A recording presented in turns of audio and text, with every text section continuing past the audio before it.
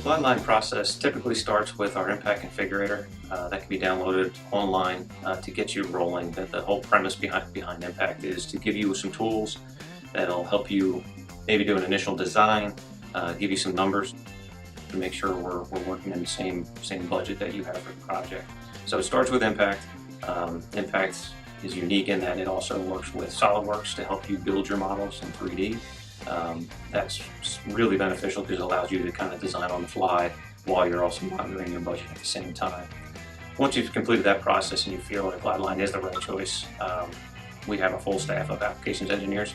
At that point, we typically get involved. We'll go through the process, the design with you, also working in impact to develop a complete solution that fits all your needs. Hopefully bringing up some different options that you may not have known about or seen on our custom solutions page on the website. So there's a lot of things where our applications team can really help out and further what you've already developed.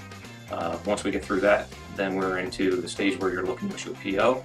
At that point, our customer service representative, Michelle Brennan, gets involved, and she takes the ball from there, working with you to make sure that your confirmations are received, the PO is exactly what you had expected, and that we're maintaining our lead times, shipping the product out on time.